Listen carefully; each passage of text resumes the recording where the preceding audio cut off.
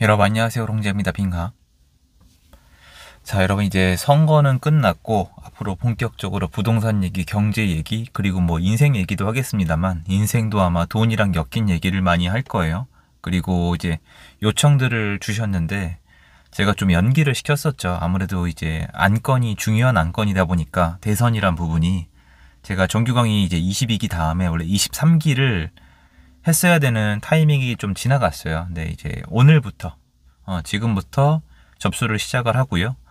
요게 아시겠지만 접수에 데드라인이 있고 제가 이런 부탁 자주 드린 적 없습니다. 네, 제가 봤을 때 이제는 저는 앞으로 생존의 문제라고 봐요. 진심입니다. 아마 벼락거지 얘기가 나오든 아니면 정말 영끌족 거지가 얘기가 나오든 뭐가 됐든지 간에 부동산은 선택의 영역이 아니에요.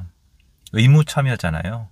잘 해야 하는데 저는 일단 대선 결과 일단 결과는 나온 거니까 기회를 잡는 사람들이 또 나오지 않겠습니까? 저는 거기에 전문화된 사람이고 그래서 제가 시나리오를 다양하게 해서 준비를 했지만 기존에 말씀드렸지만 지지율, 대선 전에 지지율을 기반으로 분석을 시작을 했었기 때문에 저는 이미 많은 준비가 되어 있거든요.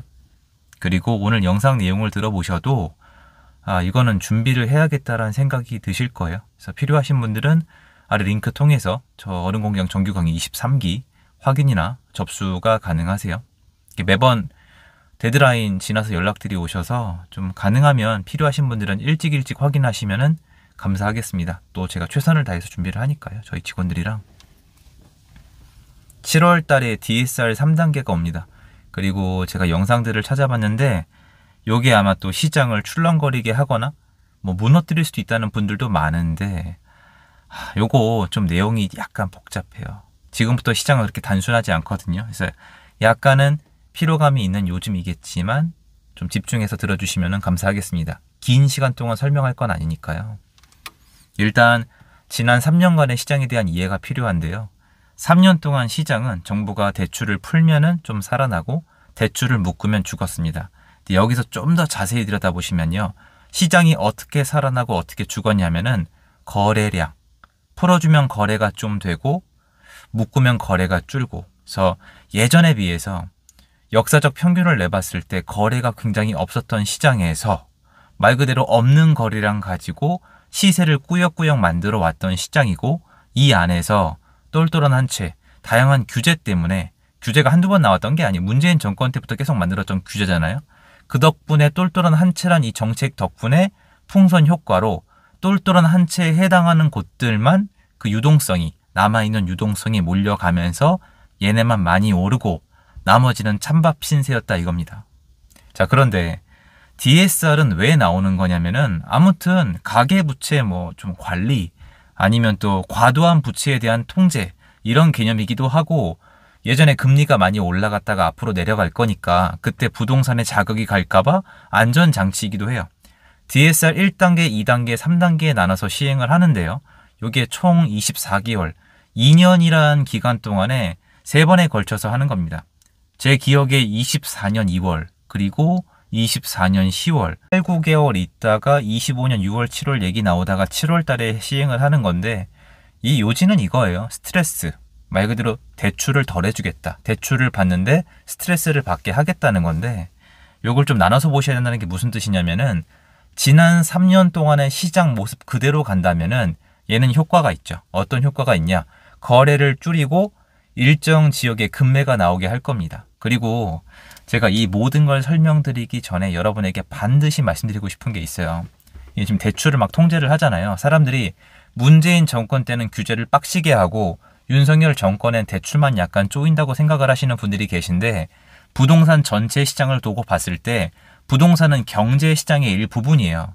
금리를 조율하거나 대출 시스템 자체를 건드리는 거는 굉장히 강력한 수단이에요. 어떻게 보면 거의 최종 수단이거든요. 왜냐면 대출을 잘못 손대면 내수 경제가 상해버려요. 그거 이미 상했거든요. 좀 잘못됐다라고 전 평가하고 있는데 이건 사람마다 평가가 다릅니다만 대출은 부동산 규제 중에서도 굉장히 거의 가장 강력한 규제 수단 중에 하나예요. 쉽게 얘기해서 문재인 정권 때 빡세게 했던 게 아니라 윤석열 정권 때 부동산을 훨씬 더 타이트하게 조였다고 평가하는 게 맞습니다. 즉 이번에 나오는 부동산에 대한 대출 규제는 절대 약한 게 아니에요. 세 번째잖아요. 네, 끝판왕이다, 제일 세게 나온다, 이런 개념은 아니에요. 1단계, 2단계, 3단계인데 중요한 건 뭐냐? 이게 지금 이미 오랫동안 했다는 거예요. 대출을 통제하기 시작한 게 21년도 말이에요. 대출 총량 규제를 통해서 계속 통제를 해왔는데 역사적으로 이제 금리 발작 사건 등 여러 가지 겹치면서 다양한 결과물이 나오긴 했습니다. 하지만 시장은 적응을 해버린 거죠. 완벽한 적응은 아니에요. 왜냐면 내수가 워낙 안 좋으니까. 하지만 이렇게 대출 총량을 줄이거나 대출을 받을 때 원리금 상환 능력을 보는 거에 대해서는 어느 정도 익숙해져 가고 있습니다. 뭘 보면 알 수가 있냐면은 이제 규제를 해도 거래가 생각보다 안 줄어들어요. 그리고 24년에 이미 확인이 가능했습니다. 이건 제가 영상에서 수없이 말씀을 드렸는데요. 24년도 하반기에는요. 대출을 강력하게 대출을 거의 막았어요. 그리고 탄핵 터졌고요. 포레온 입주가 있었습니다. 이 세 가지 정도의 무게감을 가진 이벤트면은 제 생각에 22년도를 기반으로 봤을 때 거래량 2,000건 밑으로 내려가도 이상할 거 하나도 없습니다. 그런데 3,000건을 넘어서 거의 4,000건에 육박할 정도로 3,000에서 4,000의 거래량을 유지하다가 25년 상반기 때 쭉 올라가서 3월 달에 10,000건을 터치하고 지금 5,000건대를 지켜내고 있습니다. 쉽게 얘기해서 시장은 예전처럼 침체가 안 된다는 거죠. 대출만 통제해가지고는, 아니 말을 바꿔야겠죠. 대출을 그 정도로만 통제해가지고는 예전 22년, 23년처럼 시장을 아작낼 수는 없다는 뜻입니다. 왜 이럴까요? 시장이 적응을 한 거예요. 아, 이렇게 규제를 하는구나. 하지만 그동안에 집을 못 산 사람들, 누적 대기 수요가 있어요. 그리고 이 상황에서 집을 급하게 팔아야 하는 사람들 계속 있어 왔고 지금도 있어요. 요새 도대체 왜 기사를 안 쓰는지 모르겠는데 이거 혹시 보시는 기자님 계시면 좀 여쭤보고 싶어요. 예전에 서울의 매물이 7만 건 쌓이자 기사가 나오기 시작했어요. 서울에 팔고 싶은 사람이 넘친다. 그런데 사는 사람은 없다. 폭락 전조 증상인가? 이거 기사가 제가 하나 겨우 찾은 게 아니라 여러분 그때 신문 도배됐었고요. 8만 건이 넘어갔을 때 도배가 아예 진짜 완전 깔렸었어요. 그리고 그 다음에 시장이 좀 살아나니까 멈췄다가 9만 건이 됐거든요. 9만 건이 되니까 기사가 없어요. 왜냐면 9만 건이 나왔는데 매물이 9만 건이어도 시장이 안 내려가고 올라가고 있었거든요. 지금은 좀 내려갔습니다. 쉽게 얘기해서 시장에 팔고 싶은 사람은 많아요. 근데 이거 제가 수업 시간에 많이 말씀드렸는데 왜 이렇게 매물이 많을까요? 아주 쉬워요. 그동안 규제를 통해서 대출 통제를 통해서 못 사게 만들었기 때문에 살 사람이 없었어요. 근데 팔고 싶은 사람은 여전히 있었거든요. 역사적으로 예전부터 사서 팔고 싶은 사람은 쌓이기만 하는데 사고 싶은 사람은 없으니까 매물이 쌓이는 거예요. 중요한 건 매물이 많다는 게 문제가 아니라 급하게 팔아야 하는 사람이 얼마나 있냐가 중요한 시장인데 이 사람들도 적응을 한 거예요. 완전 적응은 불가능하죠. 아까 말씀드렸지만 내수가 안 좋으니까. 급하게 팔 사람은 줄었고요. 사고 싶은 사람은 시장에 점점 나옵니다. 이 상황에서 대출을 규제할 때마다 흔들흔들하면서 시장은 여태까지 버텨왔는데 이제는 그게 점점 더 안 통한다는 겁니다. 그러면 올해 7월 달에 있을 DSR 3단계 효과가 있을까요? 원래는 효과가 있어야 정상이에요. 그런데 포레온 입주 장에도 우리가 생각했던 시장이 오지 않았죠. 그거를 저는 수업 시간을 통해서 운이 좋다고 표현을 할게요. 잘 전망을 해서 맞췄습니다. 제법 잘 맞췄는데 왜 그게 가능했을까? 시장을 구성하고 있는 매도인 매수인의 포지션을 이해하기 위해서 뛰어다녔기 때문이에요. 이번에 DSR 3단계가 나오면은 둘 중에 하나예요. 첫 번째, 미리 땡겨서 수요가 나와서 산다. 쉽게 얘기해서 앞에 쏠림 현상이 있는 다음에 DSR 3단계가 나오면은 일정 기간, 한 2, 3개월 정도 약간 주춤한데 이 주춤한 모습조차도 들어가서 읽어내야지 시장의 전반적인 변화 때문에 안 보일 수가 있어요. 이게 첫 번째고 두 번째는 그냥 넘어가 버리는 거예요.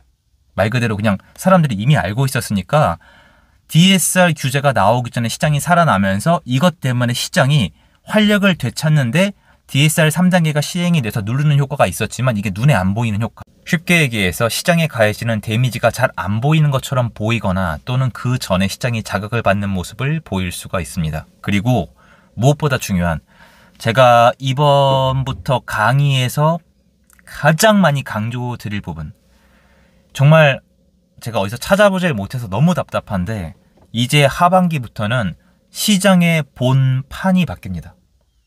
저 이런 얘기 한 적 없잖아요, 여러분. 그러니까 본 시장이 상승을 시작하지 않았다라고 여러 번 말씀드렸죠. 지금 시장의 주요 지역이 올라가는 거는 유동성 발이에요. 시장에 남아있는 부자들의, 돈 있는 사람들의 남아있던 유동성이 매수 대기 수요랑 겹쳐진 거예요. 이 사람들의 돈이거든요. 그게 아니라 시장의 본판, 수급 본질을 통한 상승이 이제 시작이 됩니다. 근데 이게 하반기부터 나오면은 DSR 3단계랑 겹쳐요. 그리고 금리가 더 내려갈 가능성이 있거든요. 금통위 때문에. 여러 가지 복합적으로 봤을 때, 그리고 대선 끝나고 나면 조금 시장을 살리려고 그래요. 부동산 시장 말고 이 경제 전반적인 이 시장 있죠. 경제 전반적인. 이게 겹쳐지면은 이게 눈에 더 안 보일 수도 있고 오히려 분위기 자체가 전환이 되면서 상승이 보일 수도 있습니다. 그리고 그러니까 이게 훨씬 더 중요한 거죠. 지금은 전세 시장에 이제 집중을 해야 되는데 매매 시장이 아니에요. 지금은 전혀 아니고요. 매매 시장을 볼 때만 보면 되는 거고 전세 월세가 이제 주인공이에요. 앞으로 그렇게 될 거고 이번 정권이 이걸 어떻게 대처하냐 이게 관건이겠죠. 그리고 여기서 끝이 아니에요, 여러분. 분위기가 변하면 대출이 덜 나오잖아요. 그리고 이미 비싼 데는 엄청 비싸잖아요. 그럼 사람들이 살 수 있는 곳들이 정해져 있어요. 이래서 역사가 반복되는 건데 사람들이 이번엔 다르다 하는 건데 다르지 않아요. 그리고 알아요. 거기 입지가 떨어지죠. 거기가 오르기 시작하면요. 입지가 떨어지는 걸 안 봐요. 호재를 봅니다. 아, 여긴 이래서 안 돼. 여긴 주요 지역이 아니야. 일자리가 멀어. 이러다가 올라가기 시작하면은 이런 얘기 나와요. 여긴 무슨 호재가 있고 뭐가 착공이 될 거고 어떤 사람들이 이거 여러분 안 겪어보셨어요? GTX가 언제는 호재고 언제는 악재예요. 기사들을 찾아보세요. 언제는 GTX 때문에 오른대요. 언제는 GTX가 BC가 이제 불투명하니까 불안전하대요. 언제는 여기도 재건축이 가능하니까 올라간대요. 언제는 이제는 추가 분담금이 부담스러워서 못 간대요. 이 양면, 언론사 계속 얘기하잖아요. 이거 결국에는 시장이 올라가고 있냐 내려가고 있냐 이게 포인트 아닙니까? 그러면 본질적인 시장이 변하게 되면은 여태까지 지난 3년 동안 우리가 봤던 이 모든 멘트들이 여기에 맞춰서 변환이 일어난단 말이에요. 요거 대응하셔야 돼요. 근데 이거를 미리미리 대응하고 있는 분들이 저는 많이 안 보이고 이걸 얘기해 주는 사람도 굉장히 저는 잘 못 찾고 있는데 소수가 아닐까 싶습니다. 그걸 제가 하겠다는 거죠. 그거 말씀드리고 싶어서 영상을 준비해 봤고요. 적자 생존, 각자 도생이라고 생각을 하고 잘 해야만 합니다. 저도 잘 할 거고요. 응원합니다. 그리고 응원 부탁드립니다. 여러분 좋은 하루 되시고요. 감사합니다. 영상 여기까지입니다.